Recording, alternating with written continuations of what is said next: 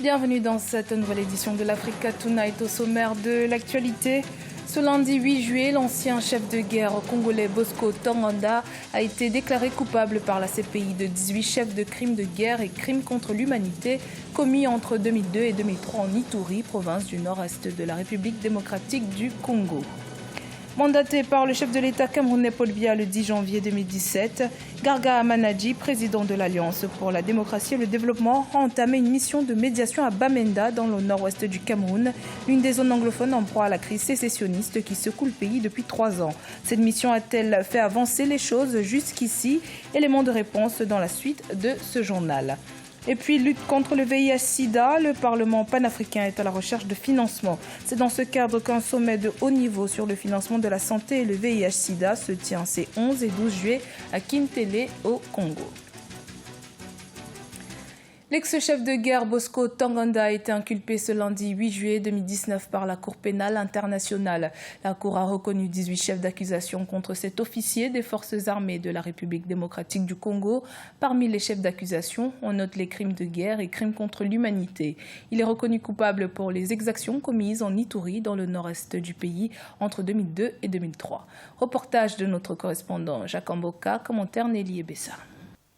Crimes de guerre, crimes contre l'humanité, au total, ce sont 18 chefs d'accusation qui ont fait tomber le 8 juillet 2019 à La Haye l'ancien chef de guerre Bosco Ntaganda. Il a été reconnu coupable par la Cour pénale internationale pour des infractions commises entre 2002 et 2003 en Ituri, à l'est de la République démocratique du Congo. Une fois, ce seigneur de guerre vient de faire face à sa responsabilité pénale. Et c'est une décision qui soulage tant soit peu les souffrances et les douleurs qu'ont enduré les victimes ainsi que les membres de leur famille. Cette décision de la Cour pénale internationale arrive dans un contexte où la province d'Ituri vit encore les atrocités des groupes armés, lesquels se servent des conflits communautaires pour perpétrer des atrocités. Pour le président de l'Association congolaise pour l'accès à la justice, ce jugement rendu contre Bosco Ntaganda pourrait être dissuasif pour les chefs de guerre africains. C'est un signal aussi fort lancé à toute personne, tout responsable politique, civil, militaire, quel que soit son rang, qui se serait impliqué ou aurait encouragé des atrocités. Soldat de l'armée patriotique rwandaise, Bosco Ntaganda est devenu général de l'armée congolaise après la Deuxième Guerre du Congo en 1998. L'enquête de la Cour pénale internationale contre Bosco Ntaganda aura donc duré environ 15 ans. Il attendra encore quelques mois pour la sentence. Il risque plus de 30 ans de prison, estiment les analystes. Dans le cadre de la résolution de la crise anglophone dans les régions du nord-ouest et du sud-ouest du Cameroun, Garga Amanadji, le président de l'Alliance pour la démocratie et le développement, avait été mandaté par le président camerounais Paul Biya en janvier 2017 en tant que médiateur de la crise à Bamenda, au nord-ouest du pays. Après 2 années de consultation auprès des leaders anglophones, le leader de l'ADD nous livre les coulisses des propositions formulées par la population anglophone. On l'écoute. Ils m'ont dit tous qu'ils avaient un certain nombre de griefs contre le gouvernement central. Ils parlaient de la marginalisation. Ils parlaient de l'invasion par les francophones des régions dites anglophones. Ils parlaient du fait qu'ils n'ont jamais été attributaires des ministères de souveraineté, défense, justice. Et il parlait du problème d'éducation, notamment du système éducatif anglophone. J'avais noté cela. Voilà ce qu'ils avaient soulevé. J'ai rendu compte au président de la République et par écrit. Et j'ai compris qu'il avait tenu compte de mes propositions. Parmi les problèmes soulevés, l'invasion par les francophones. Immédiatement, il y a eu un mouvement préfectoral. Et les préfets qui étaient en majorité francophones ont été rapatriés dans leur zone de langue empruntée à la colonisation. Et au niveau de la justice, il en avait été de même. Le ministère de souveraineté qu'ils cherchaient Le ministère leur a été confié. Le sous-système éducatif dont il parlait, il voulait qu'il y ait au moins un ministre anglophone. Aujourd'hui, le ministère des enseignements secondaires est occupé par une dame du Sud-Ouest. Ils avaient parlé de joint committee, c'est-à-dire ce qu'on appelle aujourd'hui dialogue, et ils voulaient une commission paritaire. Et j'en ai parlé au président. Et le président est d'accord sur le principe. Maintenant, il y a les modalités. Qui doit représenter qui? Et évidemment, ils ont parlé aussi de la forme de l'État. Et ils veulent la fédération. On reste au Cameroun, où la 8e édition du SAGO, le Salon de l'action gouvernementale, a ouvert ses portes le 6 juillet à Yaoundé, la capitale. Avec pour thème investissement public et développement du Cameroun, cette vitrine du pays s'inscrit dans une dynamique citoyenne de participation à la construction d'une nation prospère, unie et solidaire. Reportage de notre correspondante Viviane Baoken.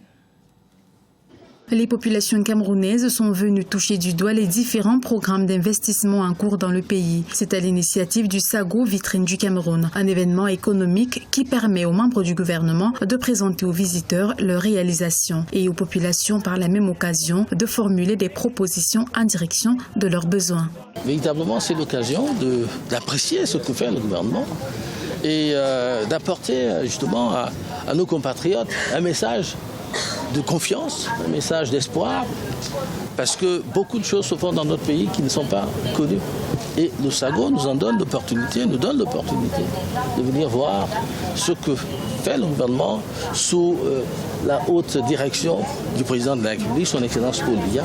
La vitrine du Cameroun, rendue à sa 8e édition, a permis de stimuler l'attractivité du pays avec l'implantation des entreprises et la création de nouveaux emplois. Il y a un intérêt pour ce projet. Les populations qui ont pour une fois trouvé un moyen ou une plateforme pour échanger directement avec des populations. Et les gouvernants aussi ont trouvé là une plateforme pour pouvoir sensibiliser directement les populations. Donc pour nous pouvons dire que le SAGO est un plus dans ce que le gouvernement proposait déjà comme offre de communication, parce qu'il parvient à établir un contact direct entre les gouvernants et les gouvernés. Le SAGO donne également l'occasion aux très petites et moyennes entreprises locales de saisir les opportunités de financement au travers des rencontres d'affaires avec les investisseurs.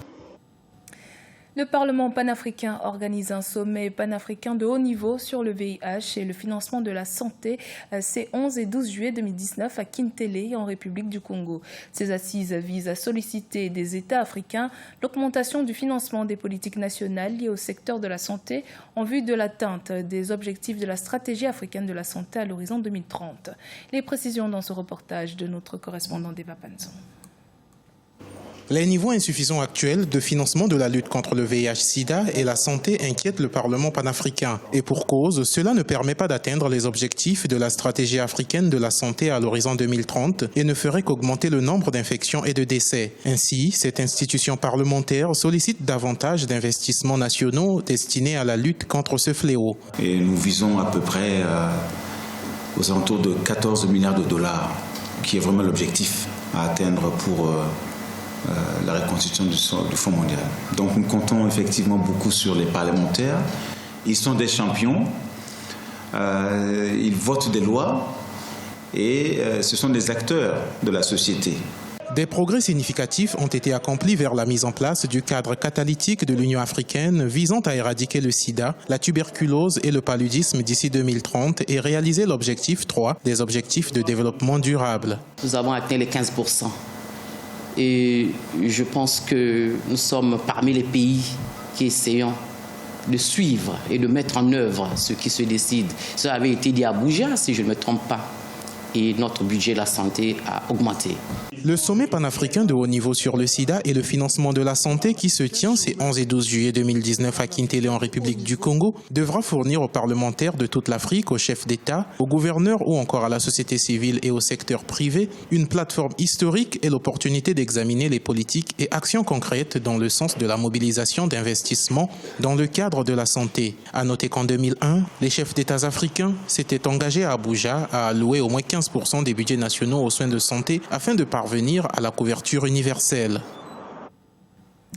La gestion des ordures demeure une véritable problématique à Dakar. Au moment où les défis environnementaux sont devenus une priorité dans toutes les villes du monde, la capitale sénégalaise a du mal à contenir la propagation des déchets plastiques. Du côté du ministère de l'Environnement, la loi sur l'utilisation des plastiques votée en avril 2015 par les députés et promulguée en mai de la même année fera l'objet d'une révision, celle-ci pour lutter aussi contre la dégradation de l'environnement. Reportage de notre correspondant Eladji Ndiaye. Les sachets plastiques envahissent le quotidien des Sénégalais comme la plupart des capitales africaines.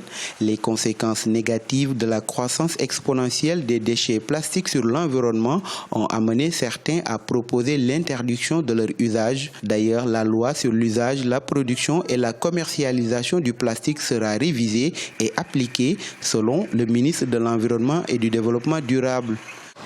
Surtout, on en avait entendu déjà parler de cette même révision. Mais on en a senti sur cette fois le rassemblement des chefs religieux qui sont venus nous accompagner à la prière pour appeler le peuple sénégalais à faire respecter cette loi, à chercher de nos vies les sacs plastiques qui sont dangereux pour notre santé. Ce qui serait assez difficile à l'heure actuelle car le plastique s'est bien implanté au Sénégal. Selon l'Organisation mondiale de la santé, les déchets issus du plastique, de l'électronique et des produits chimiques dangereux en général seraient responsables à eux seuls de plus d'1,5 million de morts par an. Vous savez, tout ce qu'on vend, même si ça ne nécessite pas de sac en plastique, les clients le réclament. C'est devenu une habitude. On doit aussi voir du côté de ceux qui amènent ces sachets au Sénégal. Parce que si les clients ne le voient plus, ils ne vont plus en demander.